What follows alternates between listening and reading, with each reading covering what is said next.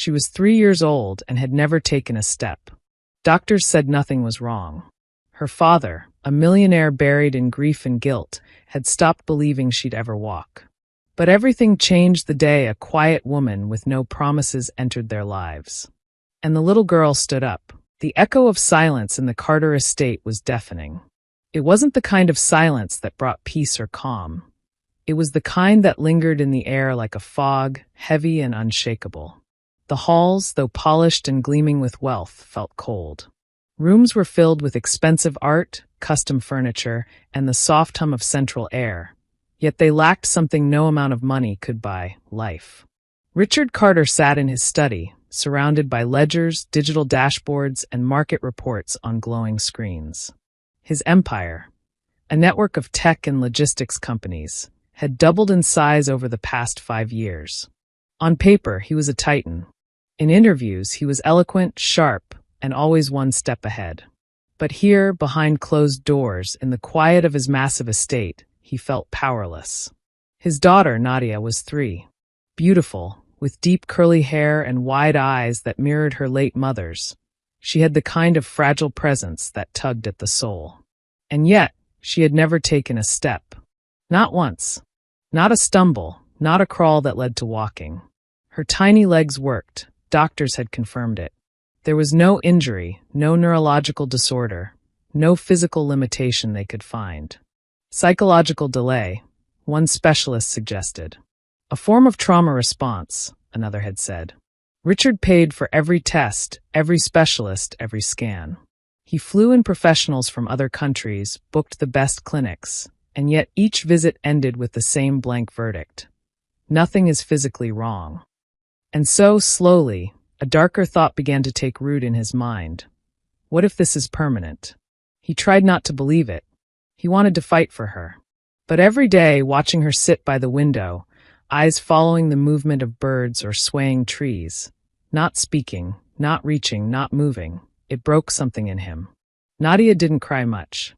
She didn't scream or tantrum like other children her age. She was quiet, always watching. Always distant. There was a deep sadness to her gaze that Richard couldn't understand. He blamed himself. He wasn't there enough. After her mother died during childbirth, he had buried himself in work. He told himself he had to keep building the company, for Nadia's future, he said. But deep down, it was to escape the reality of a house that had turned into a mausoleum for the life he once knew. The nanny, Carla, had done what she could. She was kind, older, and patient. But Nadia remained unchanged under her care. Not worse. Not better. Just still. And so the days blurred together. Wake. Work. Return. Peek into the nursery. Watch his daughter sitting quietly by her stack of untouched toys. Sleep. Repeat. Richard had grown used to the helpless ache. It was now part of his existence, like the ticking of the grandfather clock down the hall. But what haunted him most was the silence. Not just Nadia's, but his own. He hadn't said "I love you" in months, not to anyone. Not even to Nadia. He didn't know how anymore. And Nadia, sweet Nadia, simply sat by the window as the seasons changed, her small hands sometimes pressing against the glass, her eyes filled with a yearning far too deep for a child her age. In a house bursting with everything a child could ever want. There was no laughter, no footsteps, no cries for attention. Just the quiet, haunting presence of a girl who hadn't walked, and a father who had forgotten how to feel. But change, as it often does, was approaching quietly. Not with sirens or sudden revelations, but with the arrival of someone unexpected. Someone who would soon awaken what both father and daughter had long buried. And in the heart of that silence, a silent cry was waiting, longing to be answered. The morning Carla said goodbye, the sky was overcast. Richard stood near the marble staircase, arms crossed over his chest, his tie still loose from an early video conference. He watched as Carla knelt before Nadia in the drawing room, gently zipping up the little girl's sweater like she always did. Nadia's eyes were fixed on Carla's hands, not her face. Her small fingers clutched the hem of her plush rabbit toy, worn and threadbare from years of holding, never playing. "I'll write to you, darling," Carla whispered, her voice cracking. You be a good girl for the new lady, all right? Nadia gave no reply. Her eyes didn't blink, but there was something, an almost imperceptible twitch of her lip, a shift in her breathing. A signal. A goodbye, maybe. Or maybe just her way of enduring another change. Carla turned to Richard. She needs more than I can give her now, she said softly. Someone younger. Someone who still has spark. Her tone was not accusatory, only tired. She had cared deeply for Nadia, but even love has its limits when met with silence day after day. Richard nodded, not trusting himself to speak. He extended his hand, then retracted it, then simply gave her a small nod of gratitude. Carla smiled sadly and walked out the front door, the echo of her footsteps swallowed by the vast, empty hallway. For 2 days, the house felt even heavier than usual. The agency sent over 5 candidates. Richard met them all with the same guarded detachment he applied in boardrooms, direct, cold, assessing. One had too many questions about the household staff. Another spoke to Nadia as though she were a toddler, using exaggerated baby talk that made Richard wince. One candidate seemed ideal on paper, but never even looked at Nadia once during the interview. He was beginning to regret even bothering with replacements when the final applicant arrived, late in the afternoon on the 3rd day. She wore no makeup, carried no purse, just a slim folder clutched to her chest. Her name was Sophia Hart. Late 20s, a quiet energy about her. She wore a long cardigan that brushed her knees and flat shoes that barely made a sound on the marble. When Richard greeted her, she didn't flinch or act overly impressed by the house. She simply nodded and said, "Thank you for having me." He led her to the drawing room where Nadia sat in her usual spot by the window. Before Richard could introduce them, Sophia paused.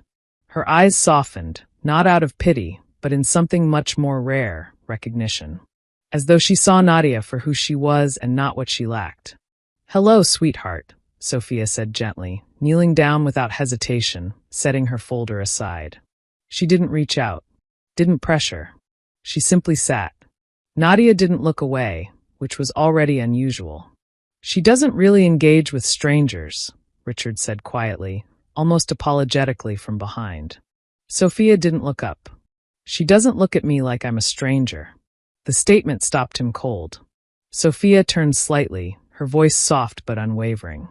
"May I stay a while?" No formal interview. "I'd just like to spend a little time with her." It was unconventional. In any other situation, Richard might have refused. But something about her presence unsettled his usual instincts, unsettled them in a way that felt less like risk and more like possibility. "All right," he said finally. "Half an hour." He left them alone and stood just beyond the archway, half hiding behind the hallway's column. No cameras, no glass walls, no staff. Just 2 figures on the floor, one small, one patient. Sophia didn't speak much. She simply traced shapes with her fingers on the carpet, circles, stars, suns. Nadia watched. Then, slowly, the little girl extended her hand and began mimicking the shapes beside her. Richard had to step away. He wasn't ready for the sudden rush in his chest. That night, he stood by the fireplace in the study long after Nadia had been put to bed. The decision was already made in his mind. He didn't even need to read her credentials. Still, he opened the folder anyway. Her references were glowing, her background check spotless. Degree in child psychology. Volunteer work with special needs children. Several years of live-in experience with families across Europe. But it wasn't her qualifications that convinced him. It was how Nadia had looked at her. It was how, for the first time in what felt like forever, someone walked into that house and made it feel, if only slightly, less haunted. He picked up his phone and called the agency. "You can take the others off the list," he said. "We've found the right one." The first morning of Sophia's employment dawned quietly. Richard left early, as usual. A silent nod at Sophia over his coffee, a glance into Nadia's room, then the mechanical sound of the car gates rolling shut behind him. He didn't know what to expect, didn't dare to hope. Inside the nursery, morning light filtered in through gauzy curtains, painting soft golden patches on the hardwood floor. Nadia sat where she always did, on the window seat, knees tucked under her, rabbit toy pressed to her side. She wore a pale pink dress today. Carla used to dress her that way. Sophia made no changes to the routine, yet. Instead, she sat on the floor without a word, her back resting against the wall, legs stretched out comfortably. She didn't speak to Nadia. She hummed, a soft melody, like the memory of a lullaby, something tender and incomplete. She pulled a handkerchief from her cardigan pocket and began folding it slowly. First in half, then again, then into a triangle. Out of the corner of her eye, she saw the smallest flick of movement, Nadia watching. Sophia paused her folding. Without making a sound, she unfolded it, deliberately slow. Folded again. Her fingers moved with a rhythm, not rushed, not theatrical, just purposeful. After the fourth repetition, she looked up. Nadia's eyes snapped away, pretending disinterest. But Sophia smiled.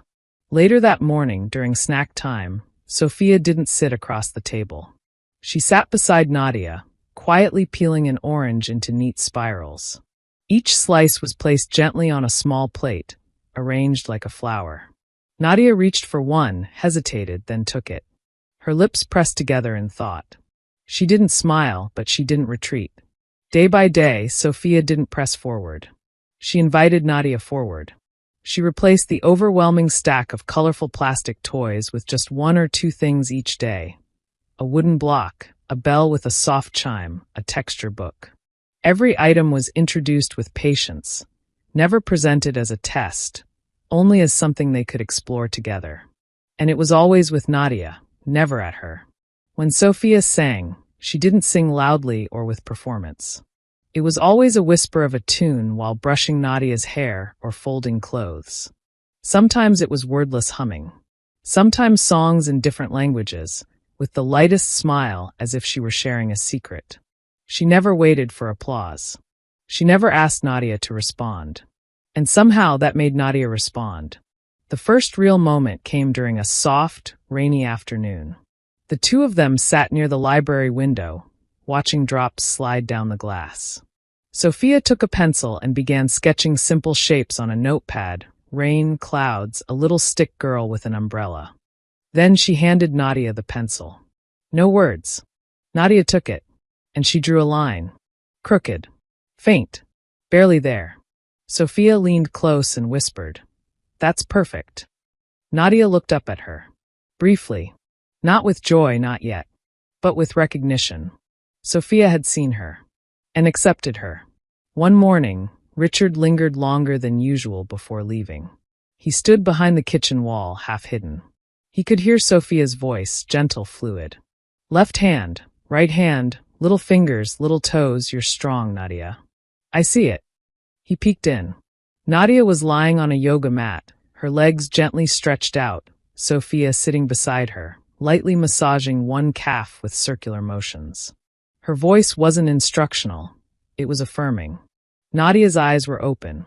Her body was relaxed. And most important of all, she was smiling. Not grinning. Not laughing. But a real, delicate smile, like the corners of her soul were being warmed for the first time in a long time. Richard felt an ache behind his ribs. At dinner that night, he asked Sophia what she was doing differently. She paused, brushing a strand of hair behind her ear. Nothing revolutionary. Just learning to speak her language. She doesn't talk. Not with words, Sophia said softly, but she listens. She feels everything. She's brilliant, Richard. She just doesn't trust the world to hold her yet. He looked away, ashamed. And what do you think it will take for her to trust it? Sophia met his gaze then. Calm, unwavering. Consistency. Patience. Affection without pressure. Freedom without abandonment. And someone who won't leave. Richard nodded slowly. He didn't speak the words forming in his chest. I wasn't that someone before. I want to be now. Over the next week, something unexplainable began to shift. Nadia's fingers reached out more often. She held Sophia's hand during lullabies. She let herself fall asleep in her lap. She began to crawl again, not aimlessly but toward things. She laughed once in the garden when Sophia blew bubbles from an old toy they found in the closet. It was a short laugh, a burst of delight that escaped before Nadia could remember she wasn't supposed to show joy. But Sophia caught it, and she beamed like that one sound was the symphony of a lifetime. She said nothing about it afterward, didn't celebrate it, didn't try to replicate it. She let Nadia feel it. Own it. The mansion was no longer completely silent.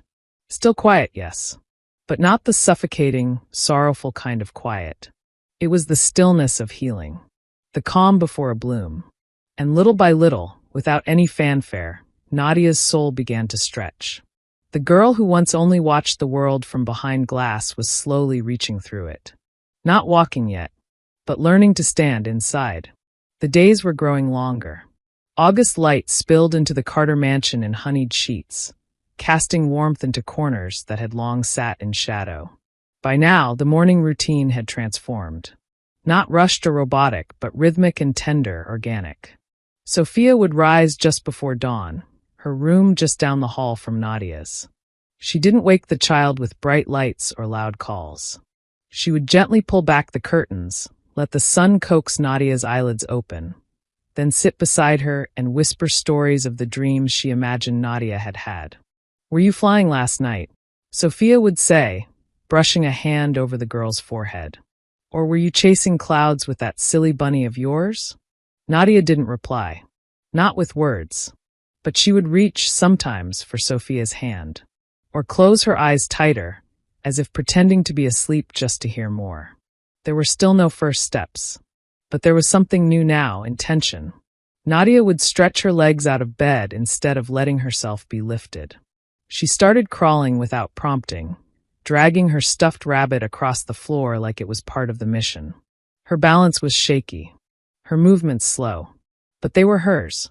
Sophia noticed everything. The smallest shifts in posture. The way Nadia's right foot would twitch when she heard the garden birds.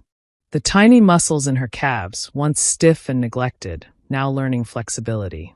And so she began introducing movement not as therapy, but as play. The blue rug in the library became a cloud. The tiles of the hallway became stepping stones over lava, and the ottoman became a dragon's back. Nadia never laughed at these games, not out loud. But her eyes sparkled. She joined in. In the garden, Sophia would place little colored flags in the grass.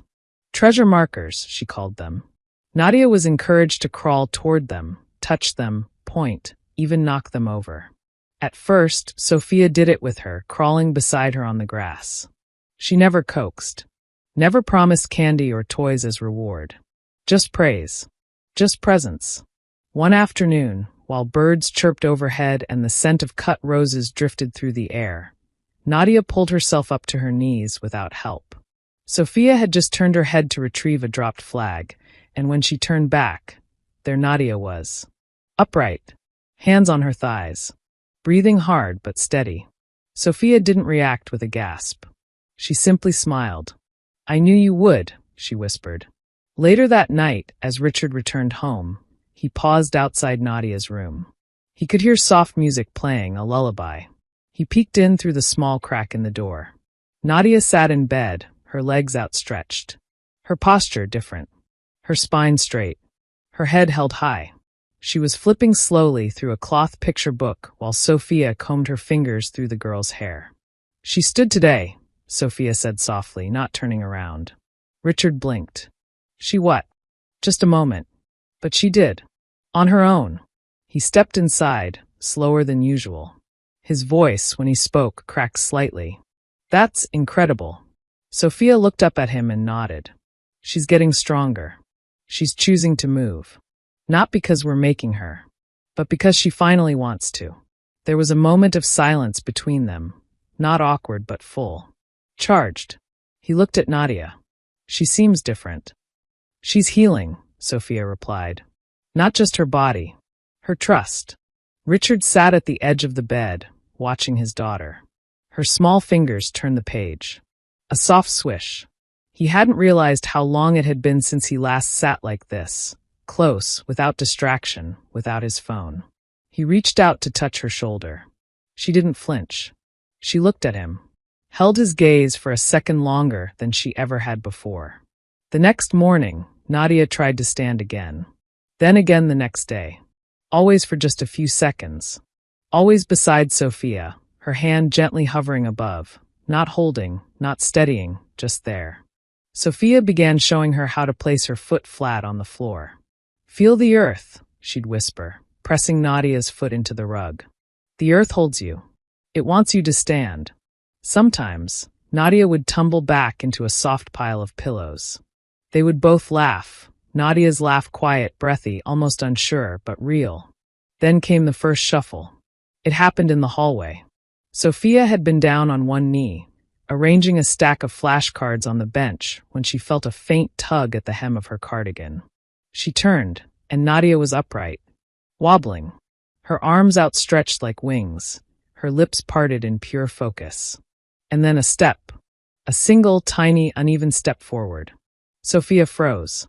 Her breath hitched, but she said nothing, did nothing, just watched. Nadia took another, then faltered. Sophia caught her gently before she hit the floor, gathering her into a hug so deep and quiet that even the walls of the mansion seemed to lean in. That night, Sophia didn't mention the steps to Richard. Not yet. Some miracles deserved to grow quietly in the dark. The real awakening wasn't in Nadia's legs, it was in her spirit. She was starting to believe she could stand. And soon she would believe she could fly. The day began like any other. Richard left for his meetings in the city, his suit pressed, his jaw tight. He offered a rare smile to Sophia as she handed him his travel mug, black coffee, just how he liked it. But even in that small gesture, there was hesitation. A man still unpracticed in the language of warmth. "Call me if anything changes," he said, nodding toward the upper floor. "I will," Sophia replied, though they both knew she wouldn't. She never did, not unless it was truly necessary. Nadia had slept in a little later than usual. Growth spurts, Sophia guessed. Her body was working harder now, moving, stretching, strengthening. Healing isn't quiet work. It takes everything a person has. By noon, the house was glowing in gentle golden light. Windows open. A breeze carried in the scent of lavender and cut grass. The mansion, once echoing with emptiness, now held a different kind of silence, a living quiet, filled with presence. With expectancy. Nadia sat in the sunroom, her legs dangling over the edge of the ottoman. Sophia was just a few feet away, stacking blocks on the floor. The rules had changed. The games weren't games anymore. They were rituals, designed to invite Nadia forward without pushing. "I'm building a tower," Sophia said casually. "But I'm running out of blocks. I might need help." Nadia said nothing, but her gaze tracked the blocks. Then Sophia leaned away, pretending to struggle. "Oh no," she sighed dramatically. "How will I reach that one?" A beat passed. Then two. And then it happened. Nadia slid down from the ottoman, without support, without prompting. She stood, wobbled, balanced herself with one hand on the side of the sofa. Sophia didn't move, didn't gasp. Her breath caught in her throat, but she didn't let it show. Nadia took one step, then another, small, unsure, but her feet moved forward. She reached the block, and picked it up. Sophia blinked, still frozen. Nadia turned, clutching the block to her chest, and for the first time, smiled while standing. "You did it," Sophia whispered. It was almost a prayer. Nadia looked at her, cheeks flushed, eyes wide. She didn't seem frightened. She didn't seem surprised. She looked free. At that exact moment, the door from the main hall clicked open. Richard entered, tossing his keys into the crystal bowl by the door, muttering something about a canceled meeting. The housekeeper had the day off. The estate was unusually quiet. He walked toward the sunroom, expecting to see Nadia curled up on the couch or lying in Sophia's lap with a book. Instead, he stopped in the doorway. He saw her, standing, walking. His daughter, his baby girl who had never taken a step in 3 years, was moving. Her legs shaky, her arms out for balance, her lips curled in a wide, open grin he hadn't seen since she was a baby. His feet wouldn't move. He couldn't even speak. She looked up at that moment and saw him. "Daddy!" The word hit him like a tidal wave. She had spoken before, rarely in small murmurs, but never with this clarity. Never with this force. She took another step forward, then another. Sophia instinctively stepped back, giving her space. Nadia's steps were clumsy, her knees buckled slightly with each movement, but they were hers. Richard dropped to his knees. By the time she reached him, barely 6 steps, his eyes were full of tears. She fell into his arms, and he caught her with a sob that surprised even him. "You're walking," he whispered, burying his face in her shoulder. "You're walking, Nadia. My girl." Her tiny arms clutched at his collar. Sophia watched from behind, her own eyes shining, her hands clasped tightly to her chest. She didn't interrupt the moment. She didn't speak. She simply allowed it to bloom untouched. Minutes passed before Richard could even look up. He turned to Sophia, his voice thick, trembling. "How?" Sophia stepped forward slowly. "She did it," she said. "Not me. I just gave her what she needed to believe she could." He shook his head, still disbelieving. "I didn't think this would ever happen." "You gave up," Sophia said gently. "Not to accuse, but to state the truth." He nodded, eyes wet. "I did." Nadia leaned against his chest, exhausted now, but happy. There was no mistaking it. Her cheeks glowed. Her eyelids fluttered with the first signs of sleep. "I don't know how to thank you," Richard whispered. Sophia knelt beside them. "You don't have to." He reached out, fingers brushing her hand. Not a romantic gesture. Something more profound. A recognition. A silent promise. They sat there together, the 3 of them, on the sunroom floor, the light drenching them in gold, as if the house itself had been waiting for this moment to breathe again. Outside, the wind carried the sound of wind chimes from the garden. Inside, the silence broke. But this time it wasn't sorrowful. It was peace. There was a moment, just after Nadia had taken those miraculous first steps, when time inside the Carter home shifted. Not visibly. Not with a sudden rush or obvious transformation. But quietly. Permanently. Like a deep exhale that had been held for too long. From that day forward, Nadia no longer returned to the window seat as her sanctuary. She walked to it now, small, deliberate steps. No longer as a girl watching the world pass her by, but as a girl stepping into it. On her own terms. Richard noticed it first in the mornings. He would descend the grand staircase expecting silence, only to hear the faint shuffle of socks on the marble tiles. There she was, Nadia, in the hallway, gripping the banister, wearing her favorite pajamas with cartoon bears. He would kneel, and she would walk into his arms, still clumsy but proud. "Morning, Daddy," she whispered one day, pressing her face to his collarbone. His throat tightened every time. He wasn't used to being needed this way. Not gently. Not without demand. And always nearby, never far behind, was Sophia. Sophia, who now moved through the mansion not as a guest or an employee, but as a quiet anchor. The staff respected her, even admired her. The housekeeper brought her tea without being asked. The groundskeeper left fresh flowers near her windowsill. Something about her had changed them too. She didn't give orders. She led by presence. In the afternoons, she sat with Nadia on the back patio, their feet in the grass. They played simple games. Sophia taught her how to count with sunflower seeds and taught her how to feel the earth beneath her toes. She whispered to Nadia like they shared secrets no one else could understand. And Richard began to linger. He canceled a few meetings. Postponed others. At first, he told himself it was temporary, just to observe the transition, to be supportive. But something pulled him toward the sunlit rooms. Toward the laughter. Toward them. One afternoon, he stood behind the glass doors, watching.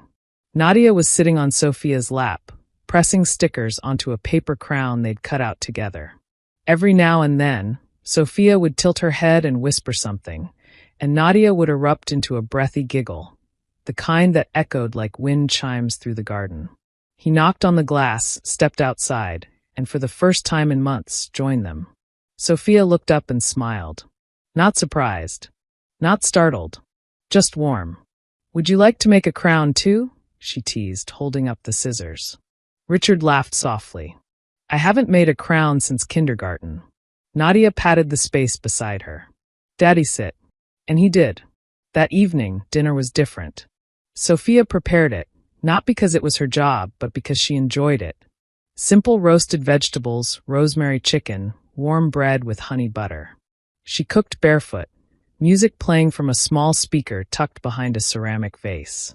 She moved gracefully between counters, and the kitchen felt like a home, not a museum. Richard set the table. Nadia placed the napkins. No staff. No protocol. Just the three of them. Halfway through the meal, Nadia reached for a piece of bread and said, "We're a team." Richard glanced at Sophia. She didn't look away. He chewed slowly, swallowed. "We are," he replied. "We're the best team."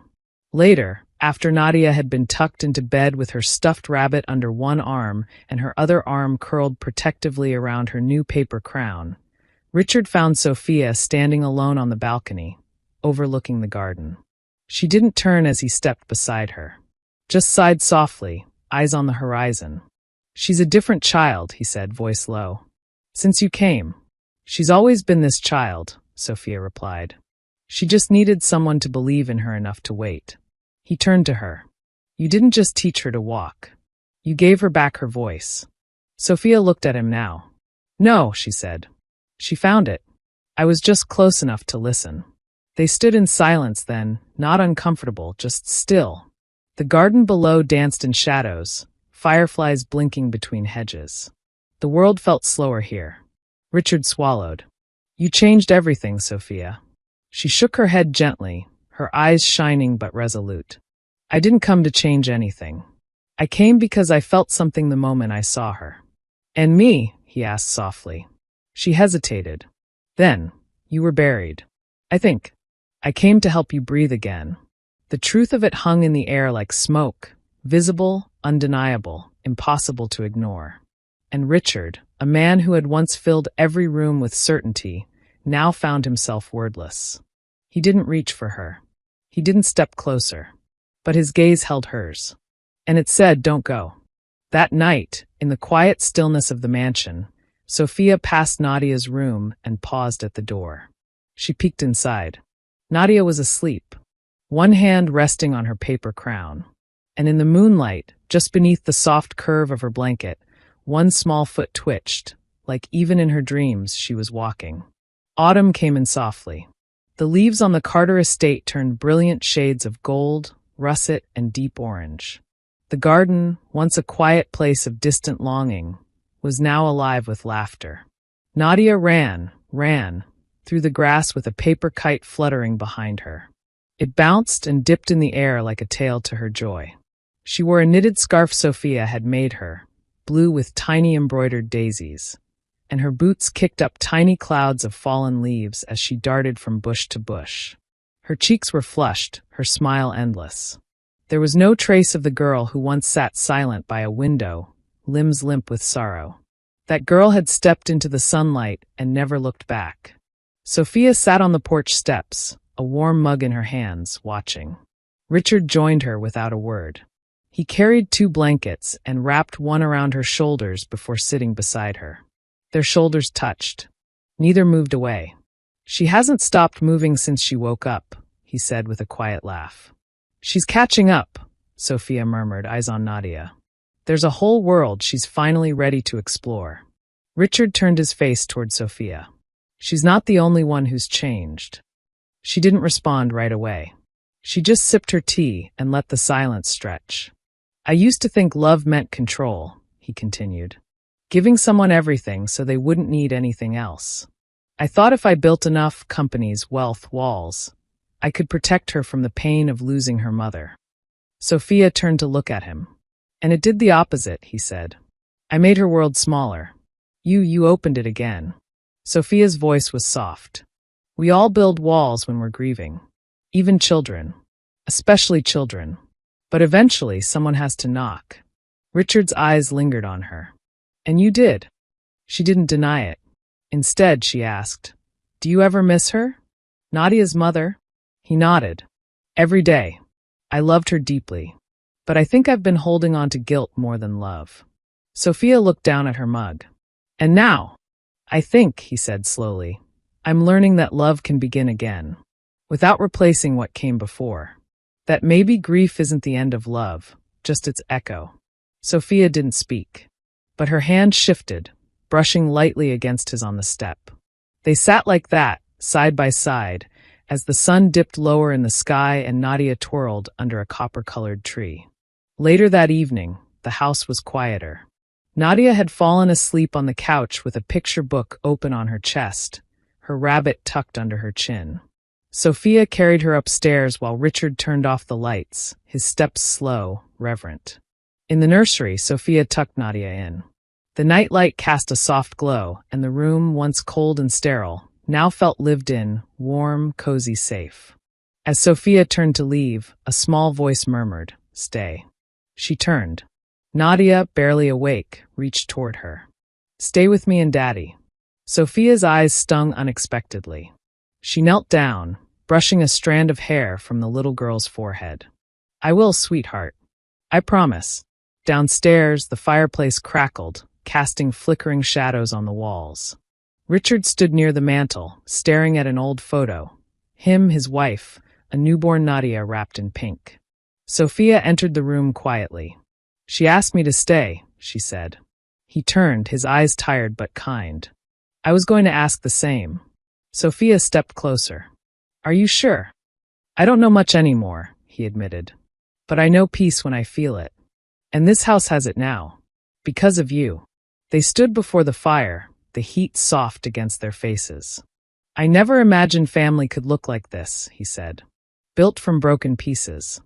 "It's the only kind worth building," she replied. "The kind that's chosen. Earned." He reached for her hand this time. Not hesitant. Not uncertain. Just real. And she took it. They didn't kiss. They didn't need to. What existed between them didn't demand ceremony. It lived in the quiet moments, in the glances, in the trust restored, step by step. That night, Sophia stayed. Not as a guest. Not as an employee. But as something entirely new. Weeks passed. Winter crept in, and the first snow arrived like feathers falling from heaven. Nadia stood by the window, not sitting, not silent, but bouncing on her toes, her face lit with joy. She turned, arms outstretched. "Let's play in it," she squealed. And they did. All three of them. In coats and scarves, laughing breathlessly. Building snowmen. Tossing snowballs. Chasing each other across the yard that once stood as a fortress of silence. Laughter echoed between the hedges. The same hedges that had once kept the world out. Now they simply framed a picture. A man who had lost. A child who had been frozen in sorrow. And a woman who believed healing was possible, even in the quietest of places. Not every family begins at birth. Some begin in brokenness. But in the right hands, even broken things become beautiful again. We have come to the end of the story. I hope you enjoyed it. Leave a like and subscribe to my YouTube channel for more interesting stories.